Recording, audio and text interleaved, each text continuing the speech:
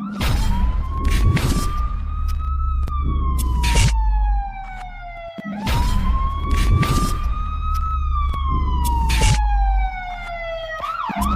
है 17 नवंबर 2021 की।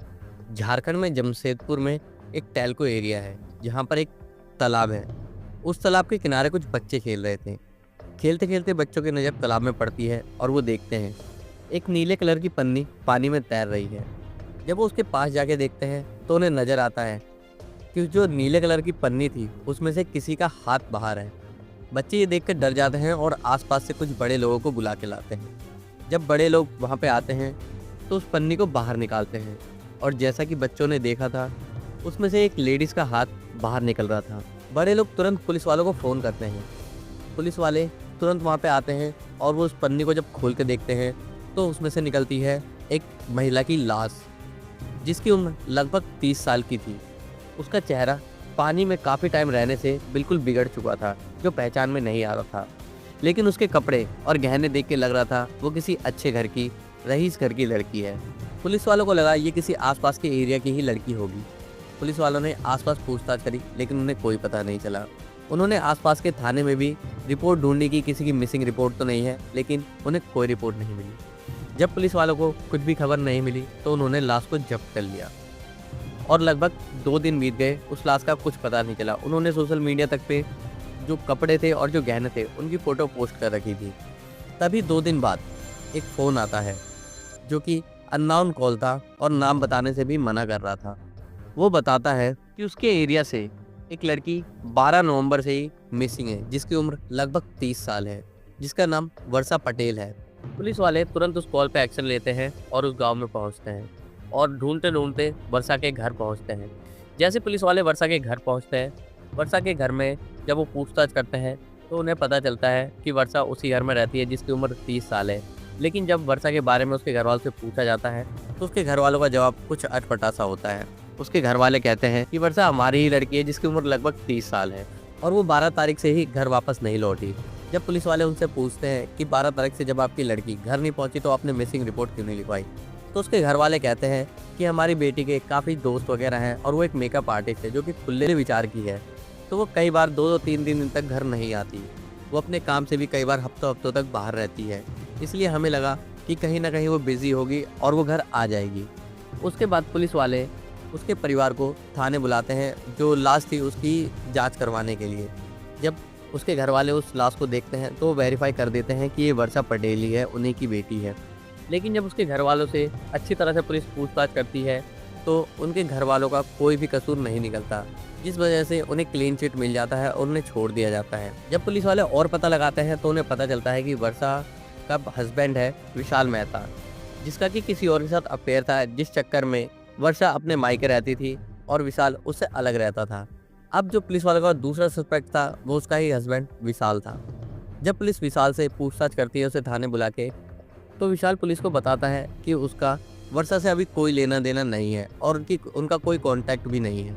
जब पुलिस वाले विशाल का कॉल लोकेशन और कॉल डिटेल्स वगैरह निकालते हैं, विशाल का कहीं भी वर्षा के मर्डर केस से कोई भी सबूत हाथ नहीं लगता, जिसके बाद विशाल को भी क्लीन चिट मिल जाती है।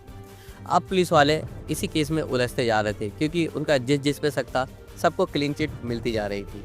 अब पुलिस वाले वर्षा का कॉल रिकॉर्ड और कॉल डिटेल निकालते हैं। कॉल डिटेल निकालने के बाद पुलिस वालों को उसमें 2 नाम मिलते हैं, जिसमें से एक नाम था जिम्मी और दूसरा धर्मेंद्र, जिस पे वर्षा काफ़ी टाइम तक कॉल पे बात किया करती थी। पहले पुलिस वाले जिम्मी का पता लगाते हैं। जिम्मी का पता लगाने के बाद उन्हें पता चलता है कि जिम्मी एक कार ड्राइवर है और जिम्मी को पुलिस स्टेशन बुलाया जाता है। जब जिम्मी से बातचीत होती है तो जिम्मी बताता है कि वर्षा उसकी काफ़ी अच्छी दोस्त है और वो काफ़ी टाइम बात किया करते थे और 12 तारीख जब वर्षा गायब हुई है उस दिन भी दोपहर में उससे उसकी बातचीत हुई थी, लेकिन 12 तारीख के बाद उससे कोई भी लिंक नहीं था। जब पुलिस वाले जिम्मी का लोकेशन निकालते हैं तब पुलिस वालों को भी ये पता चल जाता है कि जो जिम्मी है और वर्षा है उनका जो लोकेशन था वो बिल्कुल अलग अलग था और जिम्मी उस दिन भी अपने ड्राइविंग पे ही गया हुआ था। यहाँ से जिम्मी को भी क्लीन चिट मिल जाता है। अब जो लास्ट सस्पेक्ट था उसका नाम था धर्मेंद्र। अब पुलिस वाले धर्मेंद्र का पता लगाने लगे।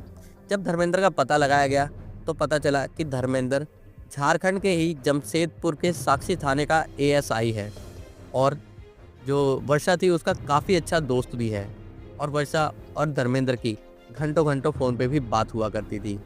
जब पुलिस वालों ने धर्मेंद्र को फ़ोन लगाया तो धर्मेंद्र अपने गांव बिहार में था। इससे पुलिस वालों का शक धर्मेंद्र पर और बढ़ गया, लेकिन धर्मेंद्र ने 10 तारीख को ही छुट्टी की अर्जी दे रखी थी। पुलिस वालों ने धर्मेंद्र को थाने बुलाया और जब तक धर्मेंद्र थाने आता उसकी पूरी डिटेल पुलिस वाले निकालने में लग गए।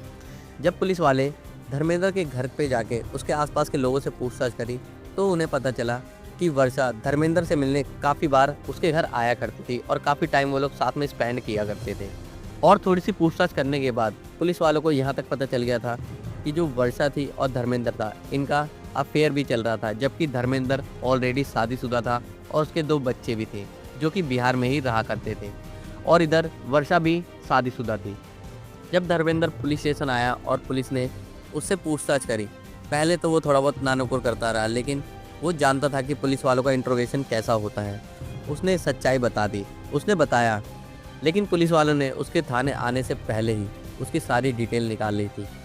जो वर्षा के फ़ोन में उसकी जो आपत्तिजनक फ़ोटोज़ थी वो भी पुलिस वालों के पास थी और साथ ही जो उसका और वर्षा का लोकेशन था 12 तारीख का वो भी पुलिस वालों के पास थी। जब पुलिस वालों ने ये सारा सबूत धर्मेंद्र के सामने रखा तो धर्मेंद्र ने एक्सेप्ट कर लिया कि उसी ने वर्षा को मारा है। उसने बताया कि वर्षा 12 तारीख को मेरे से मिलने आई थी और उन दोनों में किसी बात को लेकर कहासुनी हो गई जिसमें हाथापाई हो गई और हाथापाई में गलती से धर्मेंद्र ने वर्षा का गला दबा दिया और जिस कारण वर्षा की मौत हो गई और वो उसे गाड़ी में रख के और उसके बाद उसने एक नीले कलर की पन्नी में पैक करके वर्षा की लाश को एक तालाब में फेंक दिया। लेकिन पुलिस उसके इस बयान से सेटिस्फाइड नहीं थी। पुलिस ने और सख्ती से उससे पूछताछ करी। तब धर्मेंद्र ने खुल के अपनी सच्चाई सामने रखी। धर्मेंद्र ने बताया कि वर्षा और मेरा काफ़ी टाइम से अफेयर चल रहा है और हम दोनों कई बार इंटीमेट भी हो चुके हैं।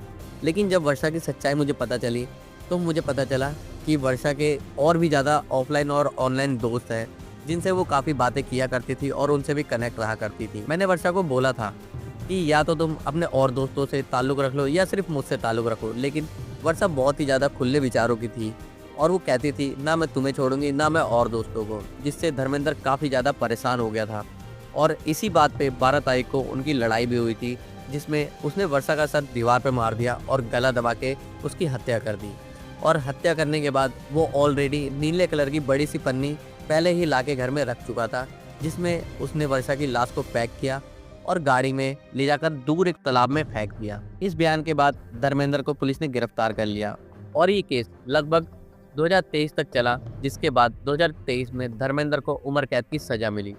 तो दोस्तों, आपको क्या सीख मिली इस कहानी से हमें ज़रूर कमेंट में बताएं। साथ ही साथ वीडियो को लाइक करें और चैनल को सब्सक्राइब करना ना भूलें। धन्यवाद।